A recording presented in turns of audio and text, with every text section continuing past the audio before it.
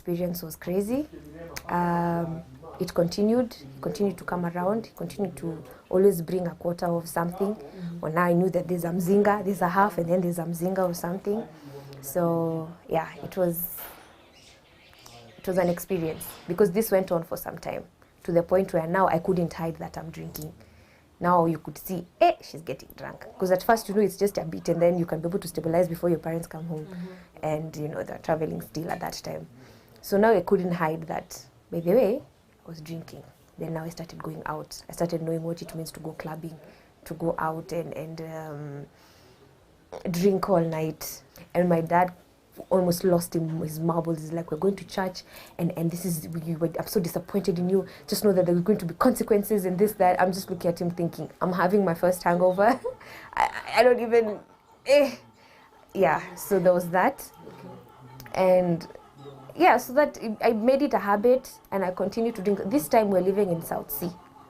So it's really populated, and there are many hangout joints. I used to go to this movie place, and I go buy a Kingfisher, and I put a straw inside. I go sit, and I'm waiting for my movies to burn. And I'll down like 2 Kingfishers. By the time I'm leaving there, I'm buzzed out of my mind. So you had, it was increasing. It was increasing. It didn't start with one mzinga. It went pole. And now I also started knowing the nightlife. So that combined with really bad friends, really bad company, and me having so many issues that I've not dealt with, it fueled. It kind of grew like a fire. So it continued like that for many years. I went through, and what they lie to you when you research, and you start calling yourself a high-functioning alcoholic. But really, it looks cool. It looks cool that you're able to have your few shots and be able to go to work, go to school, do your thing. And I was excelling in school. I was excelling in everything I was doing. You couldn't really put your finger on it because of alcohol. You're doing bad in this. You couldn't do that because I was doing fine. Everything just seemed normal. Everything is fine. It's just that kidogo, I'm even being used as an example. You say she drinks, but she's able to handle her things. So stop drinking. She still has good grades. She still has good grades. She's still able to, So, yeah. But of course, that did nothing for the relationship between my parents and I. So it became even worse. But walinishikilia tu, and they continued supporting, went to KU. I started recording music even as I was in KU, and I had a few albums, and I was doing... Oh, we should listen to those. No, we should not. They were not exactly about Jesus, so yeah. When you were still on the other side. Yeah, so sing about weed, I'd sing about partying. They're really good, but they're bad. But they're good, but they're bad. They're really bad. Okay, we get it. Yeah. I started recording. There was a recording studio there that was just starting up called Since 89. So I started recording with them. I did background sound for a few artists who'd come through. So for me, my life was fine. But there was always something missing. And it's not something, it's a lot missing. It's always one cover-up after the next. You wake up in the morning and you cannot handle your own thoughts. You can't go through the day without something in you. It's like you're always looking for something. And the only thing that seems to fill that gap is numbing with alcohol. And you don't want to deal with You don't want to deal. And what happens when you teach yourself to drink like that, you have something called blackout drinking. So you don't drink like everyone else. First of all, you're insatiable. Secondly, my threshold to blackout is when you're still up, but your mind has stopped recording memories, so you don't know what you're doing. The way you drink, and then the next day someone tells you, hey, you did, you don't remember. You danced on top of the counter. Yes. So that is called blackout drinking. You get to a threshold where your brain now cannot record any more memories. It's impaired. So impaired, yeah. So mine became very short. That between my first drink and my blackout is just like 3 or 4 drinks. 3 or 4 shots are always enough. I don't remember nothing till the following morning. And you know how dangerous that can be. So it's just by the grace of God that I'm still intact at this point. Because the stories I would be told, I would be very violent and very angry when I would drink. I'd become violent. That's what I would get. I mean, every morning was dealing with the consequences of dealing with the bridges that I burnt. So I got to a point now, I left and went to Australia, right, to further study. So I went to a university called ECU, where I am right now. Started my studies, it was fine. Mom took me and stayed with me for 2 weeks and came back. But even then, hakuna malutai enda ukose pombe. So wherever you go, if you really want to find it, you'll find it. And at this point, I've started taking weed as well, right? My first experience with weed was at KU when we were doing my first exam in dancing. I had a unit called dancing. So That sounds like fun. It was fun. There was theory and there was practical, right? So just before the dance, oh my God, this girl comes up to me with a dish full of cookies. And she gives me and asks me, do you want a cookie? Moby doesn't know if there's anything wrong with her. It's like, yeah, sure, please. And then she makes this comment and says, make sure you share that cookie with 5 people. I don't understand why this little cookie I'm supposed to share with 5 people. I mean, it's a cookie. What do you mean? Are you that mean? Like, so I called my friend. I'm like, yo, you want a cookie? I broke off and I gave my friend half of it. And I took what? Half. One that's meant for 5 to 6 people. Kumbe, it's a weed cookie. So I took it, and when I was going to do the presentation, I started laughing. This was the exam. This is the exam. This is like two groups before us. So it's just already started taking effect. I start dancing. I start making all sorts of weird moves. When we get to the ground moves, I pause. I start laughing. This is just behind me. They don't know that I'm high. So they also start laughing. So at the end of the day, we got our marks. But it was so bad. That first experience was so bad, I ended up being taken to the hospital. So it got so bad. Everyone had their own remedies. Mpatie maziwa, mpatie maji, mwingine anakuja, mnafaa mpe chakula, mwingine mpe pombe, mpe nini. So by the time my parents are being called, I'm pumped full of weed, food and alcohol. And they met me at the hospital. I had to be rushed by an ambulance to the hospital because it was so, I couldn't breathe, it was so bad. They had to run IVs and all that. And that was my first experience.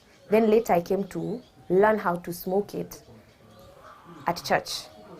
So when we moved of all the here, places? Yes. When we moved here, I went to church. I won't say which church. I went to church. The guys who are doing praise and worship and the youth leaders and this, that, afterwards we met in the parking lot and they're like, yo, we're going to Kamakis to go have some meat. Are you down? I'm like, yeah, I'm down. Let's go. You know, hey, this kumbe, it's a, you know, I'm from South Sea here. Is like Ushago. That time it was like hakukwa na mahao. So I'm like, yo, party like that. Okay, let's go, for sure. Kuingia, mzinga, pop. We started taking shots in the car. I'm like, alright, okay. Then kidogo, something is being passed around ya kuchoma, and you know you don't want to look uncool. So you take it and you do and you cough and you learn how to do it on the go. So you go with it. That's how I learned how to smoke from guys from church. So fast forward to the time I'm going to Australia, I'm drinking and I'm smoking at this point. And I've become such a heavy smoker that you can't tell me weed is not bad. I even denounced Jesus. I said those are stories written by people in the Bible. At Moses going up there, we was high on something, meeting with clouds and talking to God, bruh. I didn't talk to God every night. So, yeah. All the days he took up there. You know? Hey, what are you? Burning bush. Where? Which one? So okay, now I've gone to Australia. Now I have access to freedom. I have access to money because I started working. I have access to a higher caliber of partying. And you're far away from home. That's just another level of freedom. The only thing I need to do is just switch off my phone or say I won't answer my phone and I don't have to be accountable to anybody. So I was learning, but I was drinking. So there were times where, honestly, it's just you sit up at night and you can hear God talking to you and cautioning you. So I'd wake up the following morning and go to church. And I'd look for a church there. I'd go for AA meetings, anonymous alcoholics, that one. Yeah. I would go for all those meetings and I'd be sober for 1 week, 2 weeks. I'd be sober for 1 month, 2 months. That's where now I started binge drinking, where I'd stay for long periods of time without drinking and then have that 2-3 weeks. Attack. Pop, until my body now says no more. Then I go back to Jesus. I'm sorry, I won't drink again. I start the sessions again. I would see a therapist, I'd see a psychiatrist, psychologist, all those whatevers. So for other reasons, I came back to Kenya, right? I came back to Kenya. I wanted to do my nursing at Nairobi Hospital because their nursing is a really paying job. As much as I'm doing my course, I was paying my own fees at that point. Tunasaidiana akina mom. So we saw that it's more stable if I did the nursing, and doing it from there would take a lot of time and a lot of cash.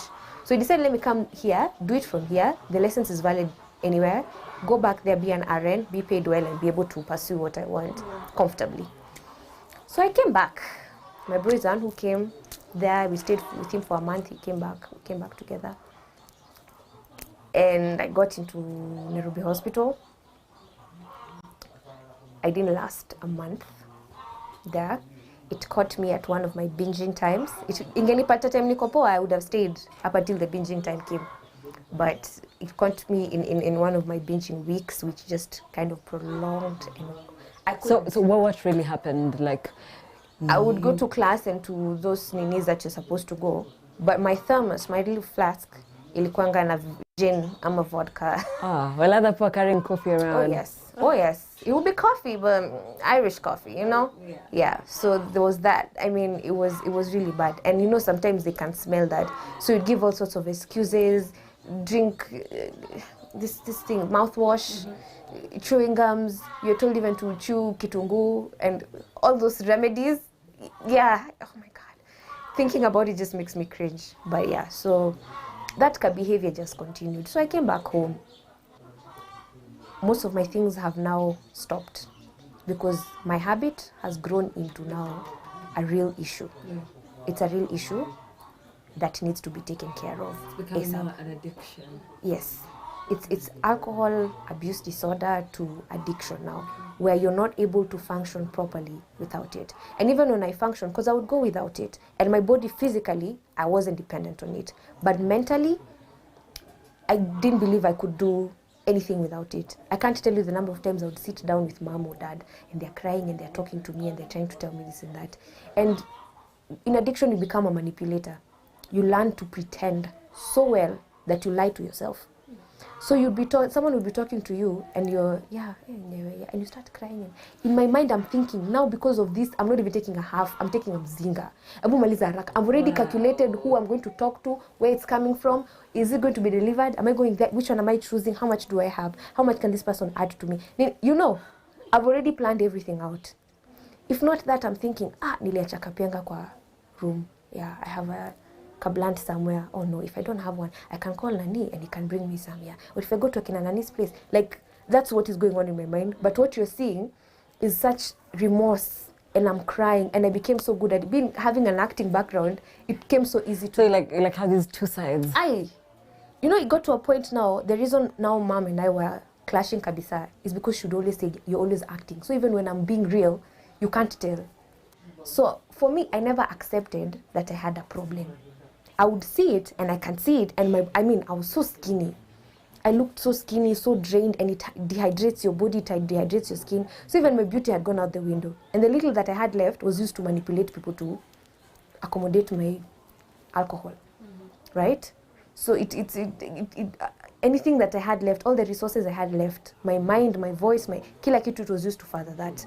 Which brings me now to, just before TC, I got called to a studio to go and sing. So I went. Apatungara. So what music? So reggae. I was singing reggae and rap. So I write lyrics, sell them, or sing myself or rap myself. So that's something that I was gifted with. So I went to this studio, first day, second day, third day. The fourth time I went, after the session, there are always drinks and weed in the studio. So I started smoking and drinking and smoking and drinking. Before I knew it, jua ndio hiyo, I've slept there. Second day, third day. So this went on for the longest binge I've ever had away from home of 6 days. My parents are looking for me. My bro is looking for me. It's all hectic. It's all bad. Hata mimi mwenyewe, I can feel my body shutting down because you don't eat. You wake up and the tension of what you're doing reminds you, and you feel so ashamed to drink some more. Say, okay, let me give myself courage to go home. You don't go home. You become high. You black out. You wake up again. Oh my God, day 5, you take some more. It's a cycle. To the 6th day where now I switched on my phone and I put myself in a position to be found now because I didn't have the courage to come back to the house. So my bro came for me. Came home, and that day now we talked with dad. Kaniambia, we've not hatuja kutupa na tutakuachilia. So I had told them this before, that I needed help. And even before they had taken me to some doctor is meant to be the best in East Africa as a psychiatrist. So he did the injections. I was given mood stabilizers and sleeping pills because I said I'd smoke because of insomnia. I don't know. For all those lies, I was given medication, which was, and it was like per visit would pay like 10,000, and that's minus the medication. So it was crazy. They had tried everything, but I told them I need to go somewhere away from all this. So I came home, and Dad was traveling to Rwanda that the day I was meant to leave, because we found one, a really posh one, paying about $500,000 for like 2 months or 2.5 months or something, and it was like a country club, and you know, so I didn't even need to park a lot because they give you everything there. So I'm naenda place ya kuchill, ni kwe sawa. But then there's a little something called the Holy Spirit that will not let you go just like that. So that morning, Mom wants nothing to do with me. She wants, yeah, and I understand. I didn't want anything to do with myself either. So Dad leaves me with Mom to take me to that place I was supposed to go. So already tension. So she comes and bangs on my door. Obi, I want you in the car in the next 20 minutes. Okay? I have things to do. So I'm like, okay.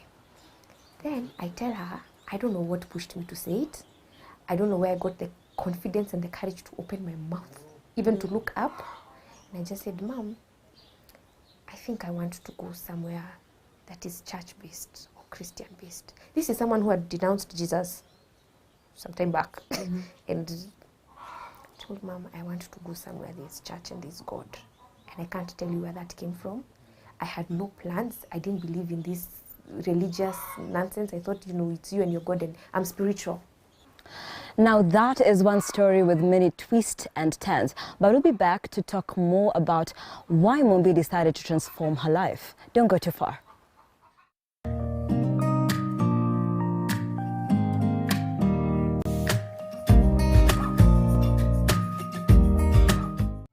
We value your feedback and welcome your complaints about our programming and operations. Feel free to get in touch with us through 0700 893 542 or send us an email to views@look-up.tv. We can't wait to hear from you. You're watching Look Up TV.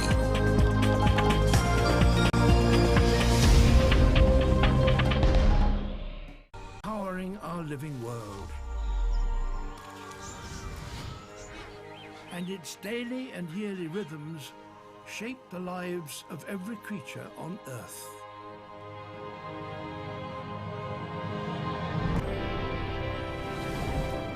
Our oceans are in constant motion. Out in the wild, weekdays from 10 a.m. only on Look Up TV. Turn your 50 bob into $1 million shilling investment. Changamka and Shindagari Chap Chap with Hometel. There's millions in shillings worth of prizes to be won. Send your 50 bob to paybill number 4040153 and get a chance to win 20,000 shillings daily. And each week, one person gets a chance to walk away with a Mazda Demio and another a Beth Mobility motorbike. Remember, the more times you try, you could be the winner of a fantastic Toyota Prado. Do not be left out. Send 50 shillings to paybill number 4040153. Account name Look Up TV and get yourself a Hometel lucky number. Changamka and Shindagari Chap Chap with Hometel promotion. For more information, visit www.shindagari.co.ke. Terms and conditions apply.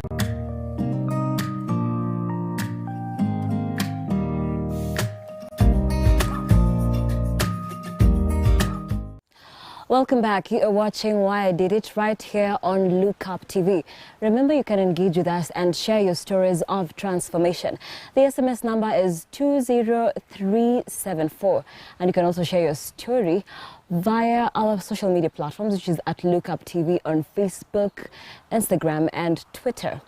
Right now, we take a look at Mumbi's story of transformation, how she decided to change her life, turn it all around, and be transformed, and now changing lives.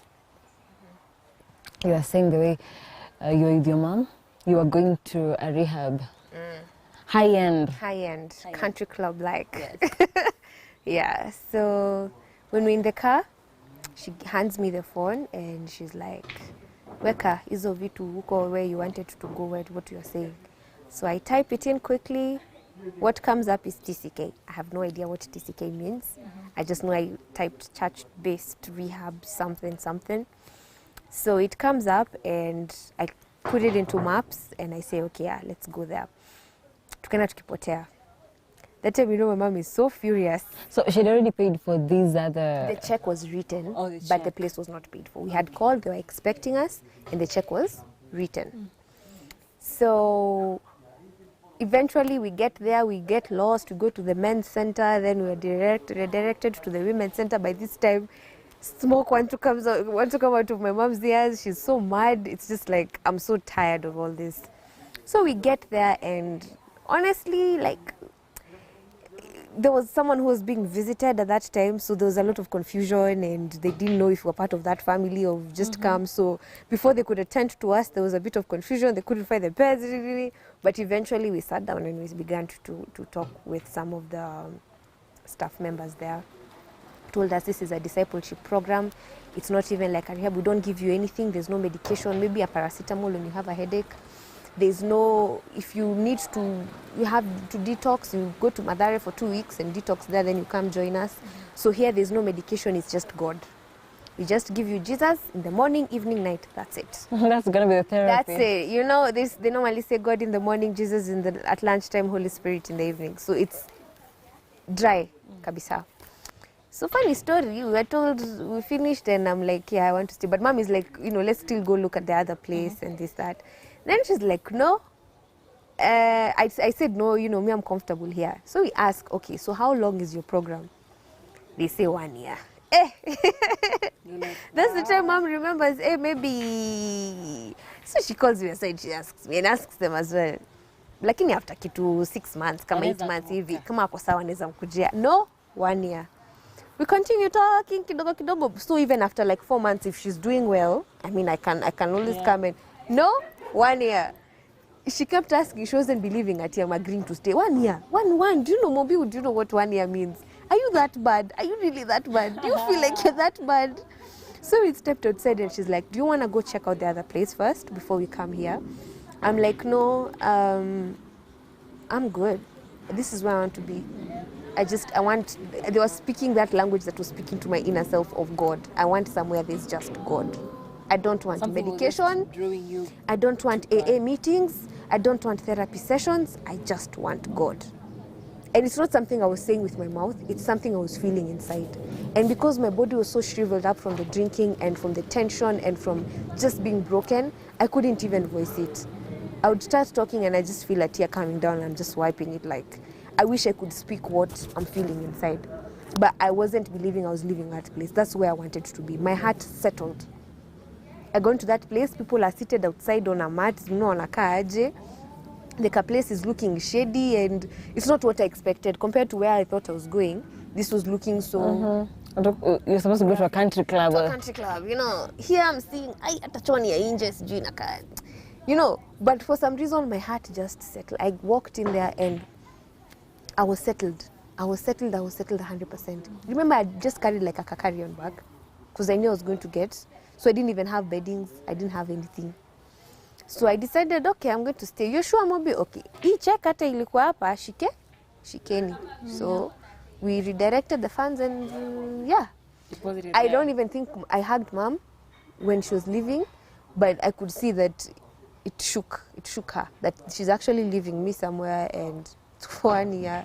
I can get calls after 6 weeks. I can start coming to visit, supervised visit after 4 months. And they have their own setup going on.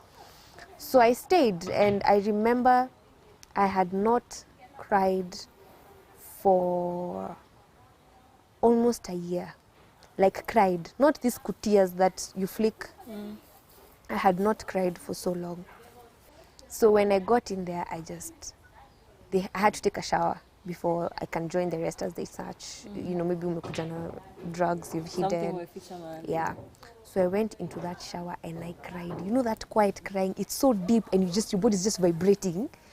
Hata hakuna tears zinatoka. Ile tu kilio ya relief. And which year was this? This is 2019, 2019 November. This was on November 20th. So I joined. First few days I couldn't sleep. I was just walking around like a zombie. I got into it. They do chapel, like a full church service every single day of the week. So I got into that. The praise and worship, the whole shebang. And they have these group sessions where they just study there. It's just Bible study. It's literally like a discipleship program where you go and just start learning about God, read the Bible. That's the main book you use, other than some other motivational books and this, that. So I got an environment that was so different. You wash your own clothes, clearly. It's not something that I was used to. Washing your own clothes. You're the one to clean the place, cook. Everything is done by the students there. So responsibility, just like in high school. And funny enough, it meant I was one of the best performing in terms of responsibilities. I did my job. I even cleaned the dog house and all their poop. I did the washing of that, the floors, the toilets. I didn't mind it. My hunger for change was surpassed any discomfort, any yak I felt. Even their diets, I don't eat maragwe, I don't eat suju, what, that's all they cook. So my diet kind of, nilikonda wewe. Kukula mchele na cabbage kila siku was not a joke, man, because I couldn't eat most of what they were cooking, because their budget has to also to cheza nayo, depending on the people there and everything. So it was a struggle, but it wasn't a struggle. I coped with it. I was because you had purposed, so then there was So nothing. what, There was because of nothing what that I was could have getting, happened. everything else felt like it means nothing, honestly, right? So I'd see people complain about, we don't want to be eating this, we don't want to be having that. I want you to eat what? Me, I just saw transformation. I changed. Even my body changed. I started recovering my, even the lost beauty, the lost inner self. I just blossomed. The Mombi that was there, that hungry kid, that ambitious kid that was there before, started to now come out. Bigger, better, brighter, right? We had these sessions even with the staff and this, that, very equipped people that time. The staff that was there that time, I really got a lot from them, where you'd sit down and just have a chat. And you find yourself exposing all your issues, exposing your rejection, your approval issues, your what. It would all come out in the open and you're able to sort. So I got a lot from there. Let me say I got a lot from there. And that's where I met Kabochi. When he'd come to preach, to talk to some of the girls he had brought there. And we interacted a bit and we saw, hey, our interests align. Even with all that is going on, I like what you're doing. I want to be in that line. I feel my calling is to go out there and be a minister to other people, be used to reach other people. Because if I can change, knowing where I've come from, I believe God can use me to change someone else. Because And now during this time, you are at rehab. So you came in, and were there urges? no, I left my urges way before I got to rehab. Like, the change started before. Because you had purpose. So you would say, why did you decide to flip? The flip was not up to me. My body got to an end. My mental got to an end. My spirit got to an end. The time that I was allocated for that, ilifika point now, I think God just said, okay, enough. Because it was not in my control. Had it been up to me, I would be dead. I would have drunk myself to death because it felt like a good escape. That is what I was targeting. That is where I wanted to go. I just wanted to die. I wanted it all to end. But that spirit that is inside felt like, okay, now this is the time to rise, because I was not able to. I didn't have strength. And 5 days after I got there, 26th November, I gave my life to Christ. And that's when the real change started. The decision to change and to stop drinking was there. Like, you couldn't tempt me even on my second day. You couldn't bring me weed or booze on my second day and I wouldn't touch it, right? If I wanted to drink, I'd rather drink in the comfort of my home than to drink there. So for me, it had to be worth it being there. So I wouldn't. But the real change now, permanent change, happened after I gave my life to Christ. I told him, now I'm done. I'm done living. I'm done making decisions. I'm done making choices. It's your turn now. You do it. Whatever you want with me. If you want me to end up as a chokora, if you want me to end up as a billionaire somewhere, whatever you want with me now, you do it. I'm done. I'm just going to read the Bible, pray, and sit and wait. And that's exactly what I did. I sat still and I waited now for him. Show me what you want. First thing he restored was my voice. My voice had gone. And I can't explain how. I couldn't sing. I didn't have the confidence to sing. Sauti ilikuwa inakataa kutoka. I was a dull, rude, cold person. Like I was dead inside. So you tell me to sing, I look at you like, am I singing me? No. Right? So the first thing that he restored was my voice. I started to praise and worship. I realized that that's my love language to him. That's how I hear him and that's how I talk to him, through my voice. So I even said, you know what? I'm dedicating my voice to you. Right? Then the second thing that was restored was my relationship with my parents. With myself first, the forgiveness, the trauma that I'd gone through, so many little traumas that I didn't mention. But I began to forgive, I began to be cleansed, those issues just started being dealt with. I used to wake up at 3 a.m. in the morning with a few friends of mine, Akina Angie and the like, and we'd pray. And I didn't need so many long sessions to talk about issues. They were just kufagiwa tu. Like the way you tell God, just come into my home and just clean it up. That's what he did. Then I started getting visits from my parents, started getting that restoration. Yeah, so they didn't even come and ask me, Siko sawa sasa, we go home. So you can go now. I'm like, no, bado, just wait, not yet. So that was dealt with. All my fears, all my phobias, all my worries, all the things I thought I'd lost. God kept telling me, you know what, I don't know, lost where? I'm just now starting your story. I'm just now starting to restore things. So come May 20th, 2020, I decided the weekend before, same spirit that told me I want church, the same spirit that told me, you know what, it's time to go home. This is 6 months on the dot. So I called the director, I called my parents, and I asked for a meeting. I didn't want to just leave like that. Okay. So I called for a meeting and I asked them to come. So we sat, all of us, director, deputy, the counselor, the one who worked with me, another one, my mom, dad, Ryan. We all sat in one small office and we discussed. And we discussed and we discussed, and they asked me all the tough questions. How I answered, I don't know. But I explained to them, I expressed to them, and however that turned out, we ended up leaving that day. Came home. I decided I'm going to give myself a break, a breather to acclimate to this environment. I stayed. It's been such a long time.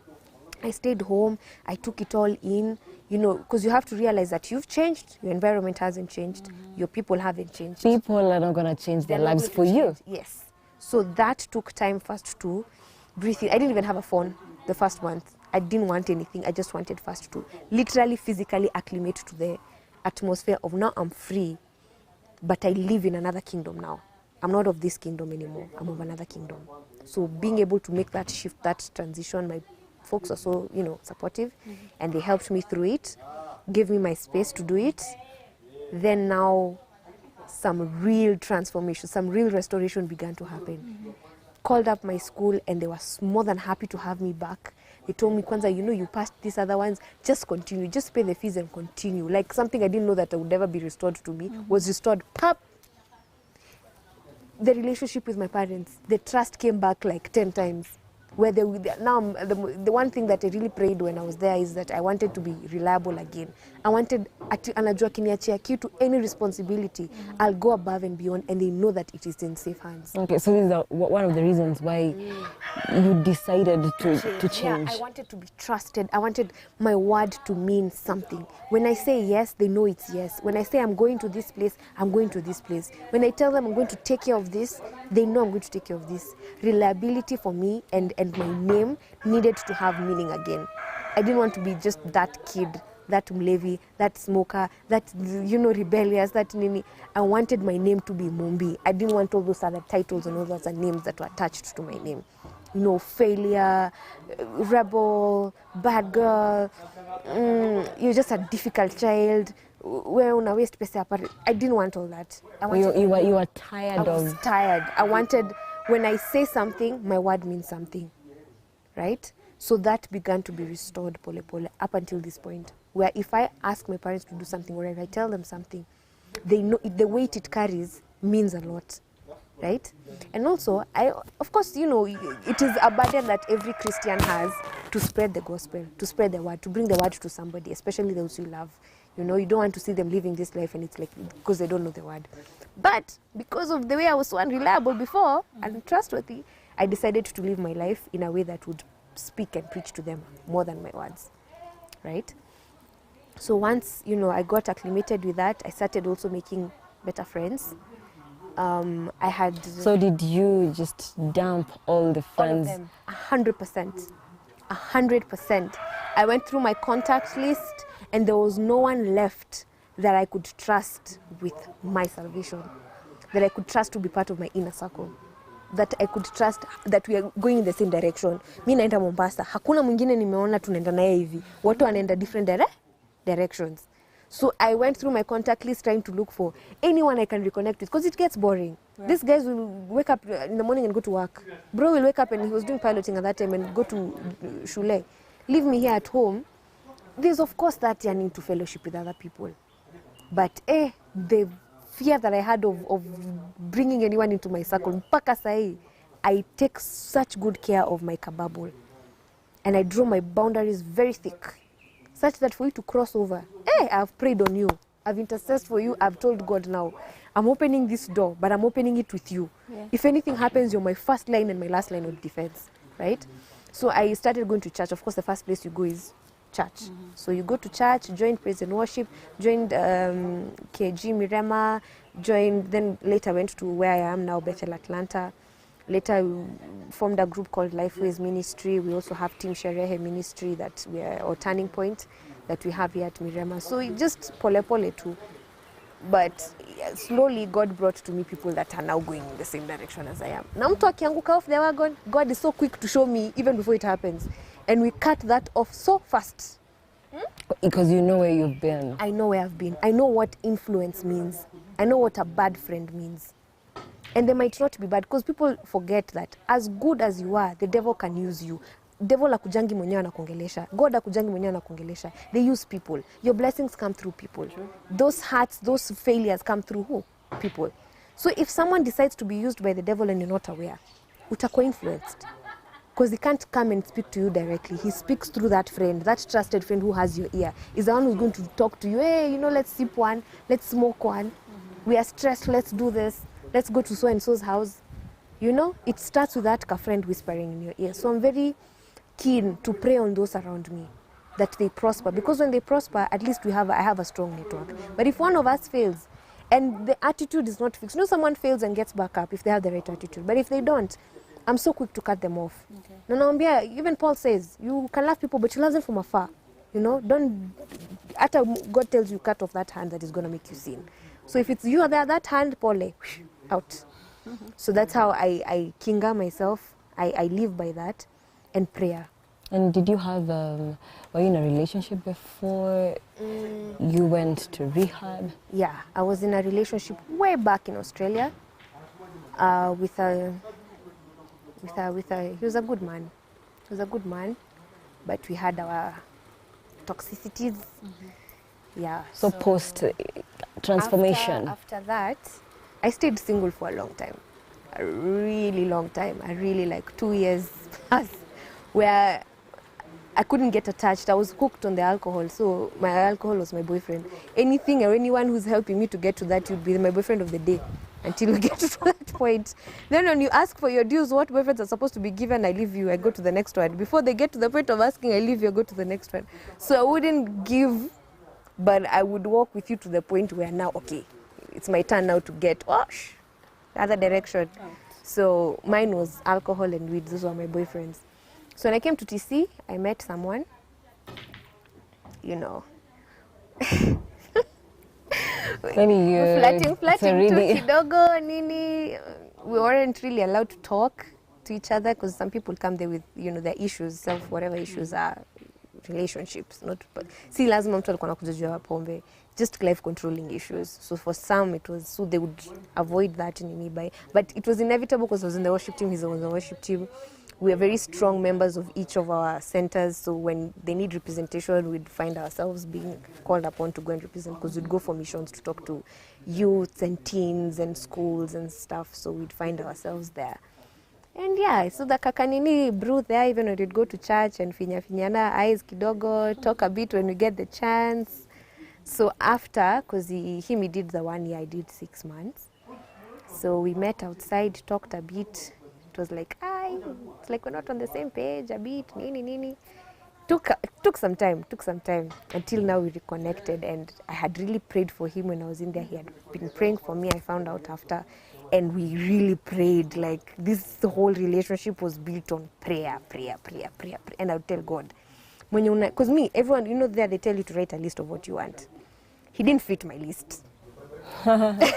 There's a way you had already pictured I have my own the pictures, the kind of person you are. down to the kila kitu. I had a list and I had jengad him in my head.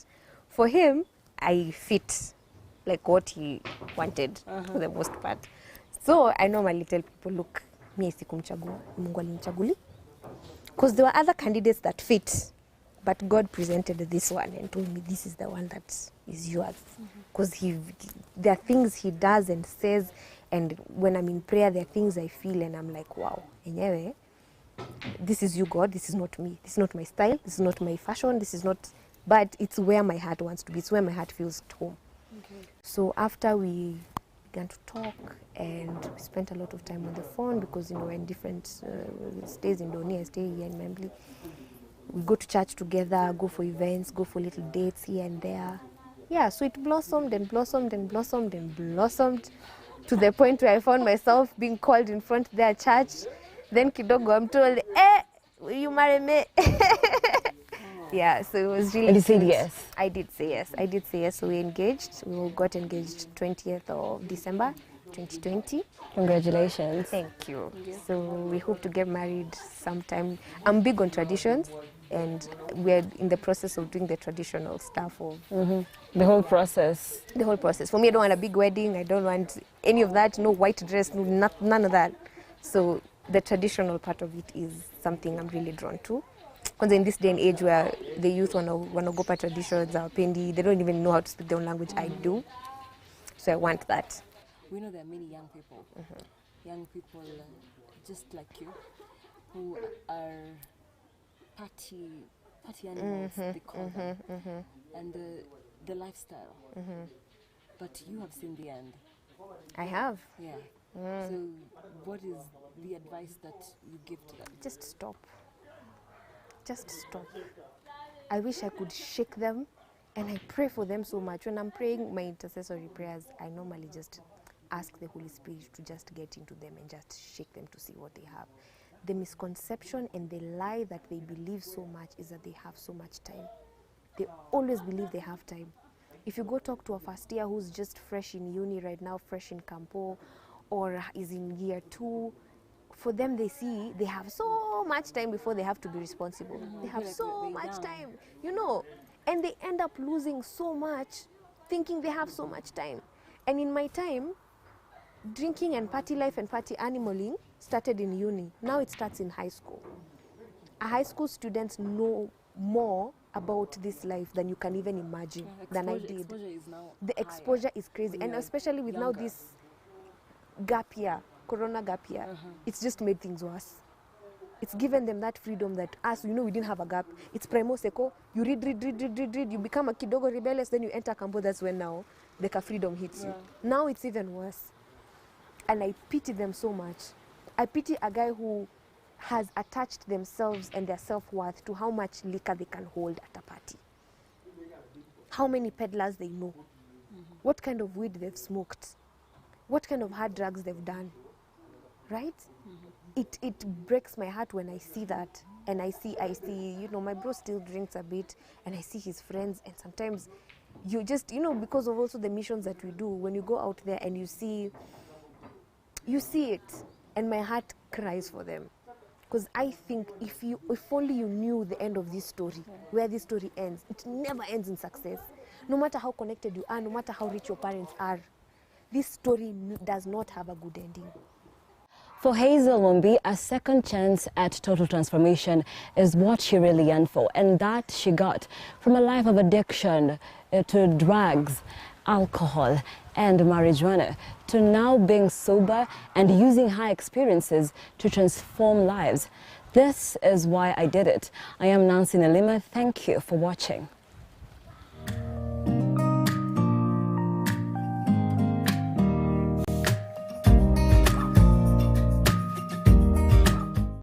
We value your feedback and welcome your complaints about our programming and operations. Feel free to get in touch with us through 0700 893 542 or send us an email to views@look-up.tv. We can't wait to hear from you.